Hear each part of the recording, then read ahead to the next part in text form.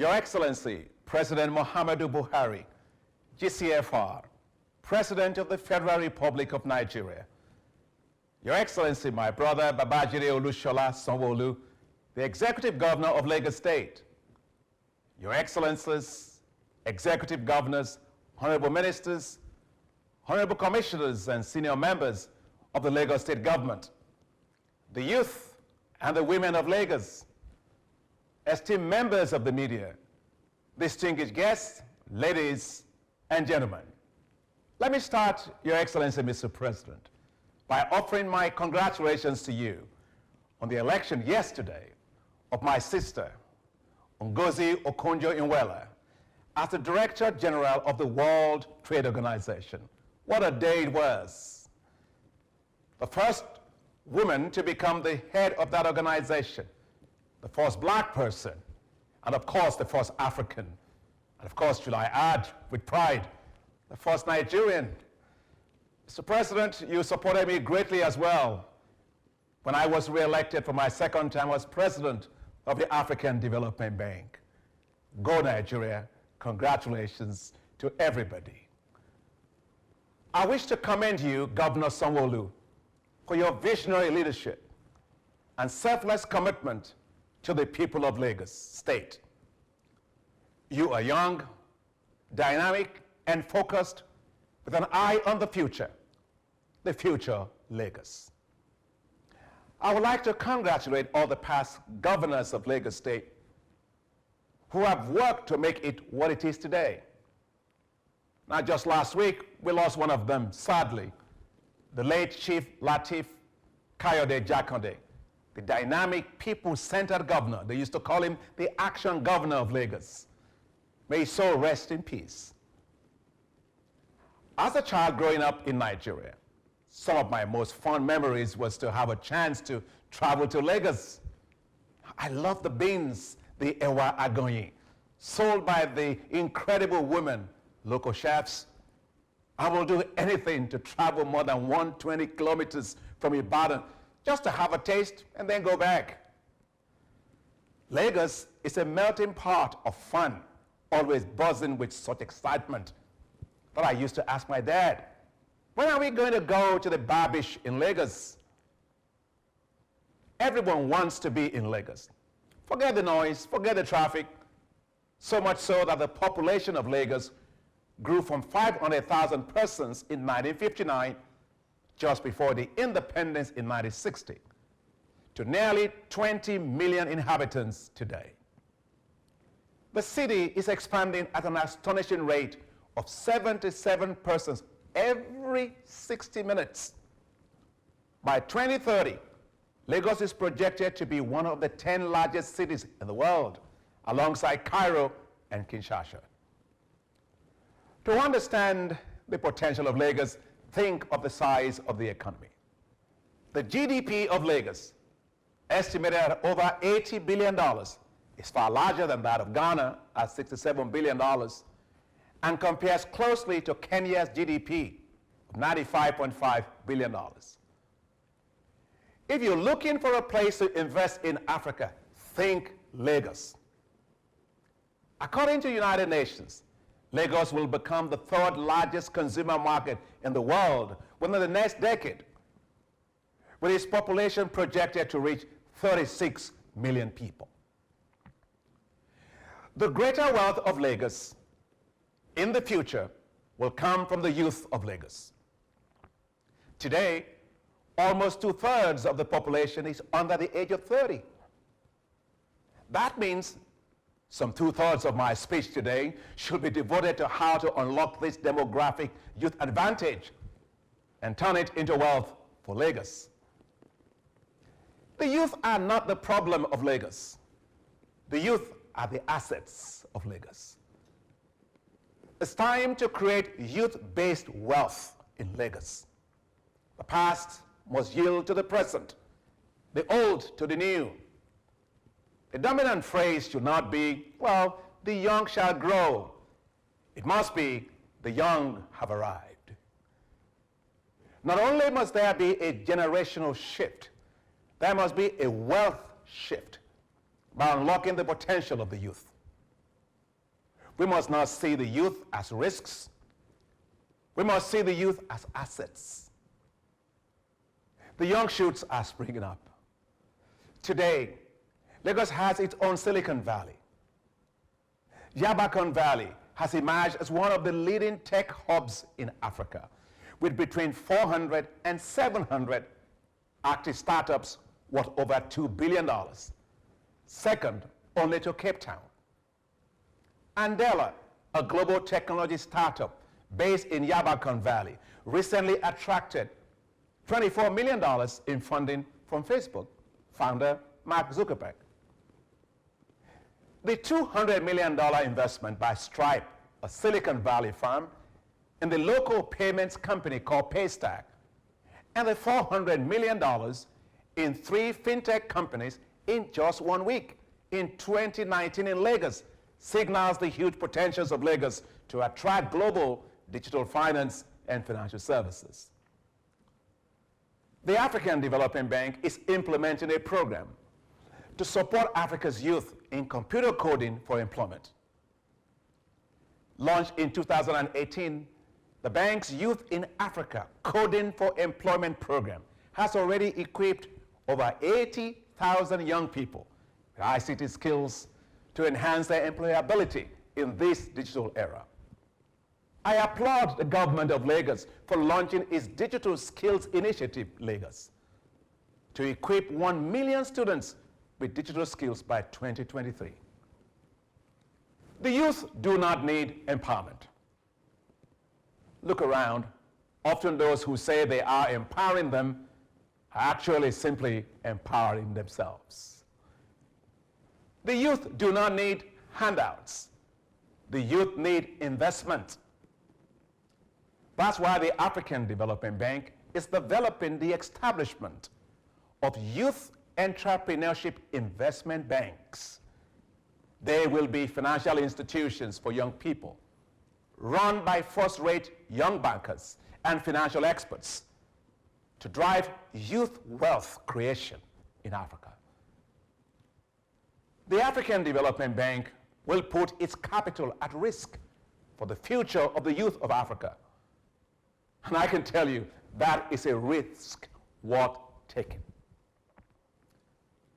The wealth and prosperity of Lagos must be for all. A Lagos by all, a Lagos for all. Now, progress is being made as the poverty rate in Lagos has declined in the past 1 decade from 40.3% in 2009 to 4.5% in 2019. Now, that is a remarkable achievement. Congratulations. Yet, more than 50% of the population of Lagos live in slums without water, sewage, or electricity. Now, while some will advocate for slum upgrades, I do not believe in slum upgrades. There are no 5-star slums. Significant investments will be needed for decent and affordable housing for low-income people, in roads, electricity, water, sewage systems, and waste disposal for local governments, especially those in poor areas. A prosperous Lagos must also be a healthier Lagos, and a healthier Lagos will be a more productive Lagos. The future Lagos must be knowledge-based. Now, 2 of the universities in the state, Lagos State University and the University of Lagos, rank 2nd and 3rd in university rankings in Nigeria. They also rank 10th and 14th among African universities. A lot more work is needed to deepen the tertiary education system, especially in science, technology, engineering, and mathematics, and connect them to well-funded secondary and primary schools to build the human capital for growth and future prosperity.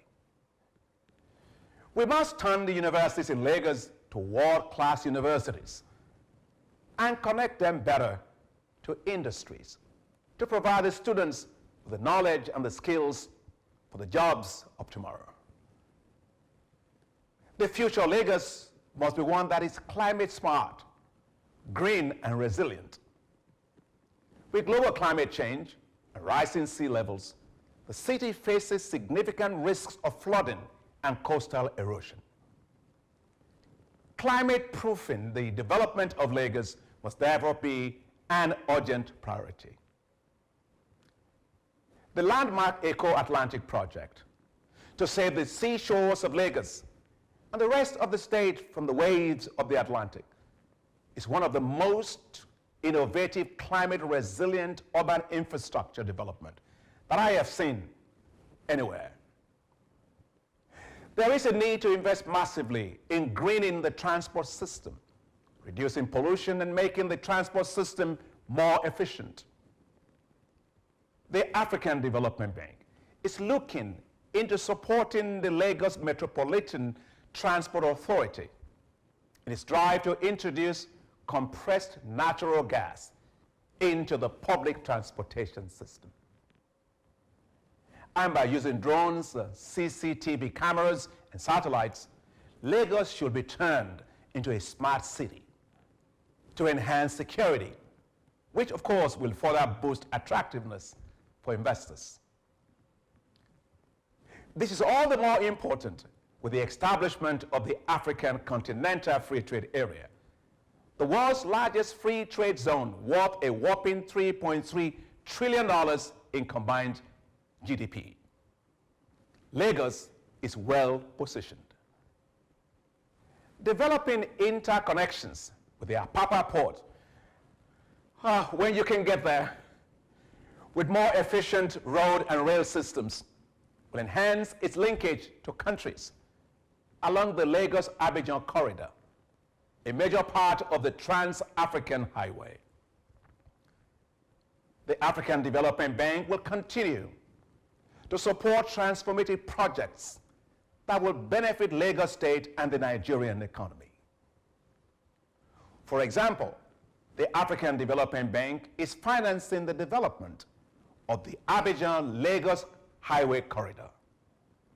This project, which is part of the Trans-African Highway, will dramatically improve road connectivity between Lagos and the other coastal cities in West Africa.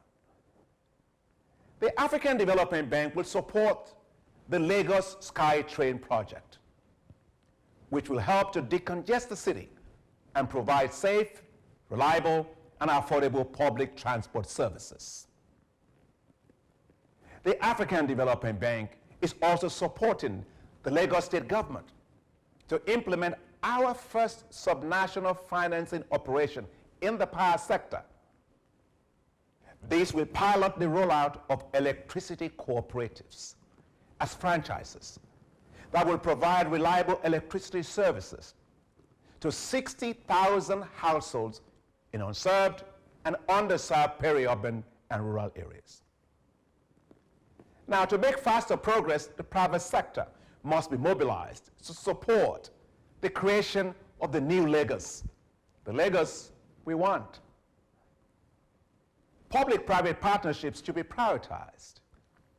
Fiscal incentives should be provided to the private sector to invest in infrastructure, agriculture, housing, and digital financial services for wider financial inclusion, especially for women.